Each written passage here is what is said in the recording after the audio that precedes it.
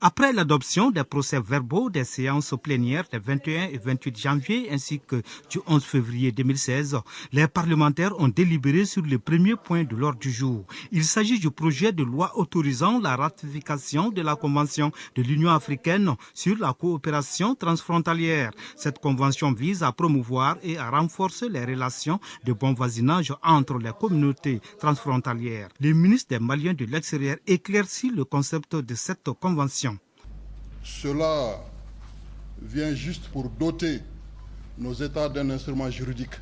Nos frontières ont été arbitrairement tracées par le colonisateur, sans tenir compte ni de la géographie, ni de l'ethnie, ni même les relations déjà existantes à cette période-là. Des villages se sont trouvés souvent séparés, un appartenant à un État et le second à un autre État.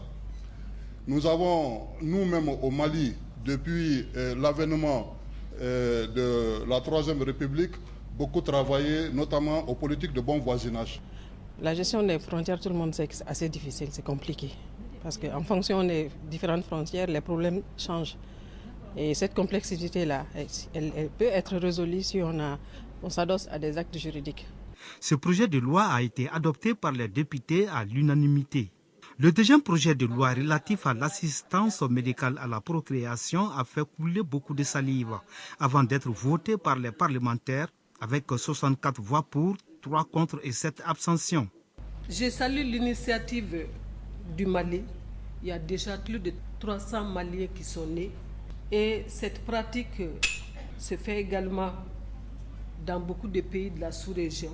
C'est la première fois qu'une loi vient encadrer en tout cas cette pratique-là, en mettant à disposition des définitions opérationnelles et en définissant également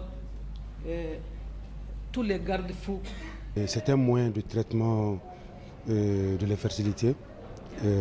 Donc aller dans le sens du gouvernement, c'est toujours pour élargir la marge de champ d'action de cette nouvelle pratique, bon, je ne dirais pas nouvelle, mais de cette pratique qui ne fait que suivre son petit bonhomme de chemin chez nous au Mali. Autre projet de loi soumis à l'approbation des élus nationaux, c'est celui portant institution du régime d'assistance médicale.